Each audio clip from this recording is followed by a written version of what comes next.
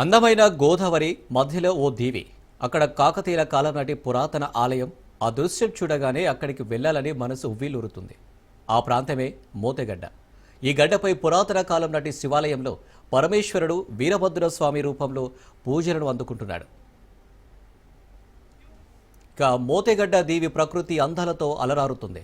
ఆ ఇసుక తిన్నెలు, అందమైన పరిసరాలు ఆహ్లాదాన్ని పంచుతాయి. భద్రాద్రి కొత్తగూడెం జిల్లాలో పరమ పవిత్రమైన పుణ్య ప్రదేశం భద్రాచలం పట్టణానికి సమీపంలో ఉంది మోతెగడ్డ.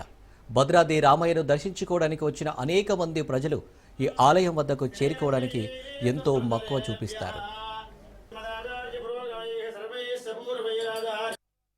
శివరాత్రి సందర్భంగా శైవక్షేత్రాలన్నీ కూడా రేపైతే కలకలాడుతున్నట్టుగా చూడవచ్చు. అయితే ఈ నేపథ్యంలో భద్రాద్రి కొత్తగూడెం జిల్లాలో ప్రసిద్ధిగాంచినటువంటి గత కాకతీయ కాలం నాటి ఈ వీరభద్రస్వామి ఆలయం మోతేలో ఉన్నట్టుగా చూడవచ్చు. అయితే ఇప్పుడు మనం ఏదైతే మోతేలో వీరభద్రస్వామి ఆలయానికి సమీపంలో ఉన్నామో, ఏదైతే గౌతమి తీరం అంటే గోదావరి నదీ తీరాన్ని దాటుకుంటూ సుమారు 1 కిలోమీటర్కు పైగా కూడా నడుచుకుంటూ వెళ్ళి ఒక వీరభద్రస్వామిని దర్శించుకోవాల్సి ఉంటుంది. అయితే దీని టెంపుల్కి సంబంధించి తండోపతండాలుగా ప్రజలైతే ఇక్కడికి రేపు విచ్చేస్తున్న నేపథ్యంలో అసలు ఇక్కడ ఏర్పాట్లు ఎలా ఉన్నాయి, అసలు ఈ యొక్క ఆలయ విశిష్టత ఏంది, ఇక్కడ ఉన్నటువంటి వీరందరినీ అయితే తెలుసుకుందాం. అసలు ఈ యొక్క మోతే వీరభద్రస్వామి ఆలయంపై ప్రత్యేక కథనం ఇప్పుడు మనం అందించబోతున్నాం. పరమ పవిత్రమైన గోదావరి మధ్యలో ఎత్తైన ద్వీపంలో వీరభద్రస్వామి ఆలయం ఉంది. వర్షాకాలంలో భారీ వరదలు సంభవించడంతో గోదావరి ప్రవాహం అధికంగా పెరుగుతుంది. ఈ సమయంలో ఆలయానికి రాకపోకలు నిలిచిపోతాయి. ఆ పుణ్యక్షేత్రానికి చేరుకోవడానికి భక్తులు కాలినడకనే ప్రయాణిస్తారు.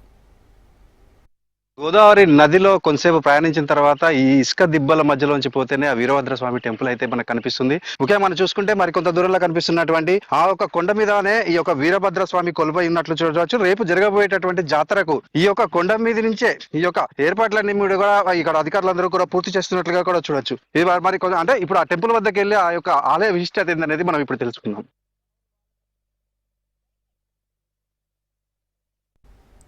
ఇక శివరాత్రి సందర్భంగా మోతెగడ్డ వీరభద్రస్వామి దేవాలయంలో ఘనంగా ఏర్పాట్లు చేశారు. ఈ ద్వీపం చుట్టూ నీరు ఉన్నప్పటికీ, గోదావరి నది ఎంత ఉధృతంగా ప్రవహిస్తున్నప్పటికీ ఈ ద్వీపంలోని ఆలయంలోకి చుక్క నీరు కూడా రాకపోవడం విశేషం. శివరాత్రి పర్వదినాన స్వామివారికి ప్రత్యేక పూజలు నిర్వహిస్తామని ఆలయ ప్రధాన అర్చకులు చెబుతున్నారు. శివరాత్రిని పురస్కరించుకొని శైవ క్షేత్రాలన్నీ కూడా ఈ యొక్క శివరాత్రికి సంబంధించి ముస్తాబవుతున్న పరిస్థితి కూడా ఉంది. ఈ నేపథ్యంలో మన భద్రాద్రి కొత్తగూడెం జిల్లాలో అతి ప్రాచీనమైనటువంటి కాకతీయుల కాలంలో నిర్మించినటువంటి మోతే వీరభద్ర స్వామి ఆలయంలో అయితే ఉన్నాము. ఈ యొక్క ఆలయ విశిష్టత ఏంది, ఇక్కడ ఎటువంటి ప్రత్యేక పూజలు నిర్వహిస్తారు, ఇక్కడికి ఎంతమంది భక్తులు వస్తారు, ఇక్కడ ఉన్నటువంటి ఆలయ ప్రధాన అర్చకుడు అడిగి మరికొంత సమాచారం అయితే తెలుసుకున్నాం. స్వామి చెప్పండి, అసలు ఈ యొక్క ఆలయ విశిష్టత ఏంది? కాకతీయుల కాలంలో నిర్మాణం జరిగిన గుడి అని చెప్పేసి అంటూ ఉంటారండి. ఇది 600 సంవత్సరాల చరిత్ర కలిగిన గుడి. మేము జంగములము, మా తాతగా మా నాన్నగారు, నేను కూడా రిటైర్డ్ అయిపోయాను. 3 తరాల నుంచి చేస్తున్నాం మేము. తర్వాత ఇది ఎక్కువ సంఖ్యలో గిరిజనులే ఇక్కడికి వస్తూ ఉంటారు. తర్వాత ఇతరత్ర రాష్ట్రాల నుంచి కూడా వస్తూ ఉంటారు. ముఖ్యంగా సంతానం లేని వాడు సంతానానికి వచ్చి ప్రాణాచారం పడతారు. వాళ్ళకు కూడా సంతానం కలిగిందని చెప్పేసి, వాళ్ళ కోరికలు కూడా నెరవేరిని అని చెప్పేసి వచ్చి అయ్యా గుడి దగ్గరికి రావటం వల్లనే ఇక్కడ మాకు సంతాన ప్రాప్తి కలిగింది కాబట్టి మా అబ్బాయికి కానీ అమ్మాయికి కానీ పేరు పెట్టండి అని చెప్పేసి అడుగుతూ ఉంటారు గుడిలోకి వచ్చి. తర్వాత నేను నాకు తోచిన పేరు ఆ దేవుడి పేరు మీద వచ్చినట్టు చెప్తా ఉంటానండి. ముఖ్యంగా అంటే శివరాత్రి సందర్భంగా ఇక్కడ ఎటువంటి ప్రత్యేక పూజలు నిర్వహిస్తుంటారు? ఉదయమే మహాన్యాసపూర రుద్రాభిషేకం జరుగుతుందండి. 7 గంటల వరకు సర్వదర్శనం, అక్కడ నుంచి సర్వదర్శనం సాయంకాలం వరకు అవుతుంది. సాయంకాలం నుంచి హోమాలని, తర్వాత ధ్వజారోహణని, బలిహరణని, ఇదంతా రాత్రి 12 గంటల మాత్రం లింగోద్భవ కాలంలో ప్రత్యేకంగా రుద్రాభిషేకం జరుగుతుంది, గర్భార్చన జరుగుతుంది, కళ్యాణం కూడా జరుగుతుంది, శివ కళ్యాణం. సో ఏదైతే ఈ ఆలయానికి సంబంధించి గోదావరి ఉధృతంగా ప్రవహించే సమయంలో కూడా చుక్క నీరు కూడా ఆలయంలోకి రాదు అంటే తెలుస్తుంది.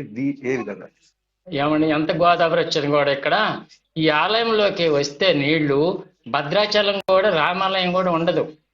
రామదాసు ధ్యాన మందిరం తప్ప అక్కడ భద్రాచలం కూడా ఏమీ ఉండదు.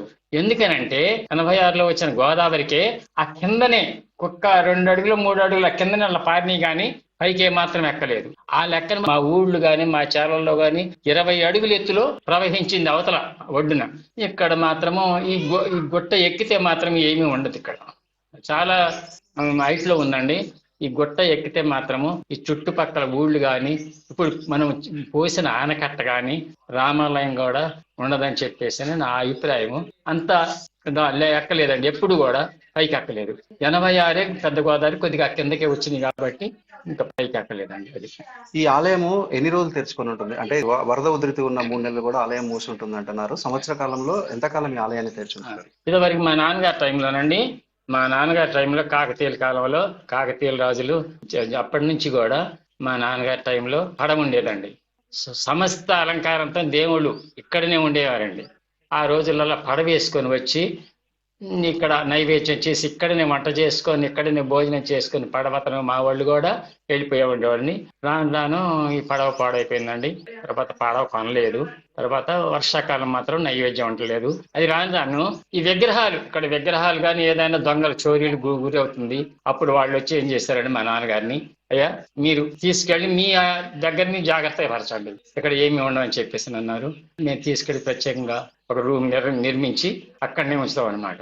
వర్షాకాలం మాత్రము అప్పుడు మా నాన్నగారి టైంలో పడవ ఉండేది. ఈ మధ్య దొంగల భయం వల్లనేమో ఈ పాడైపోతాండి విగ్రహాలు కూడా మీరు తీసుకెళ్ళి అక్కడిని మేము చేస్తూ ఉంటాము. అక్కడ రోజు కూడా నిత్య నైవేద్యం జరుగుతుంది. గోదావరి లేని టైంలో కార్తీక మాసం దగ్గర నుంచి ఇక్కడ కాలిదారి పడితే రోజు వచ్చి ఇక్కడ చేస్తాము, అక్కడ చేసుకుంటాము. మొత్తం శివరాత్రికి సంబంధించి ఎంతమంది భక్తులు ఇక్కడికి వస్తారు? అంటే ఓన్లీ తెలుగు రాష్ట్రాల నుంచి వస్తారా, లేదు అంటే మిగతా రాష్ట్రాల నుంచి ఎవరైనా భక్తులు వస్తుంటారు? మన రాష్ట్రం నుంచే కూడా ఇరుగు పొరుగు రాష్ట్రాల నుంచి కూడా భక్తులు ఎక్కువ సంఖ్యలో వచ్చి పాల్గొంటారు. పెద్ద సంఖ్యలో జనమే వస్తారండి. సుమారు దాదాపు 8 మంది వస్తుంది. మాకు 12 లక్షలు ఆదాయం వస్తుంది ఏ రూపాయన అయితే శివరాత్రి ఒక్క శివరాత్రికి. వీటి రోజుల్లో మాత్రము తడపా వస్తూ ఉంటారు ఇక్కడికి. రోజు మాత్రం నిత్యగా భక్తులు ఎవరు రారు, ఏదైనా మొక్కుబళ్ళు ఉంటేనే వస్తారు. తర్వాత ఈ మహాశివరాత్రి మాత్రము ఎక్కడి నుంచి ఇరుగు పొరుగు రాష్ట్రాల నుంచి కూడా ఇక్కడికి వచ్చి పెద్ద సంఖ్యలో మహావైభవంగా చాలా భారీగా జరుగుతుందండి కళ్యాణం.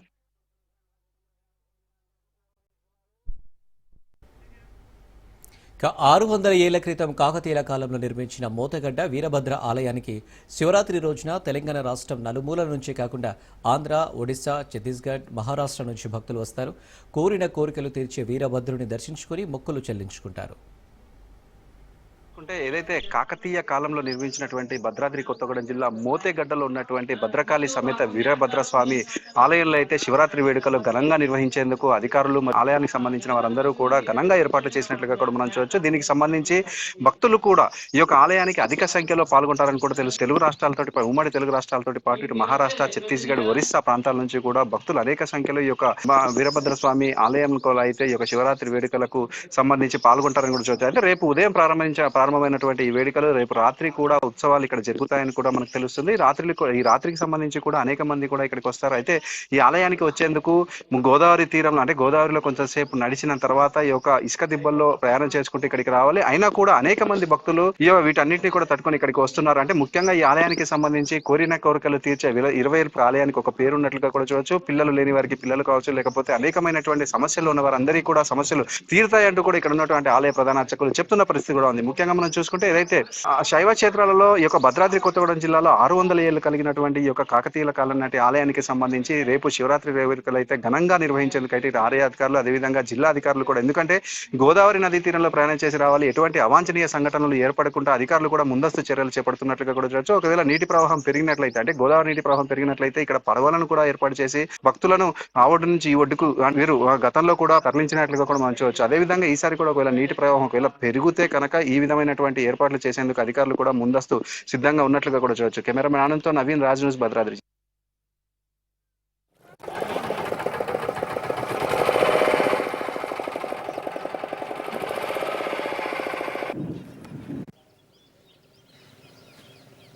ఎరగొచ్చిందన్న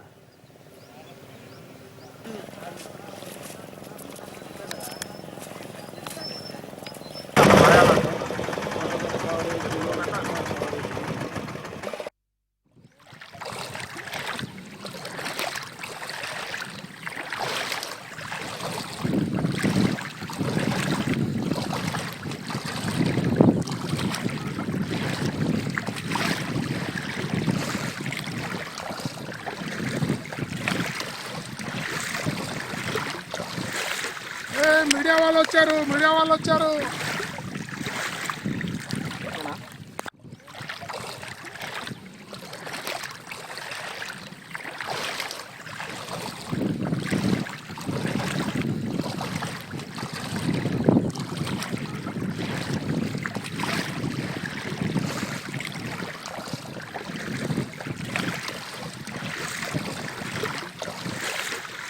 మీడియా వాళ్ళు వచ్చారు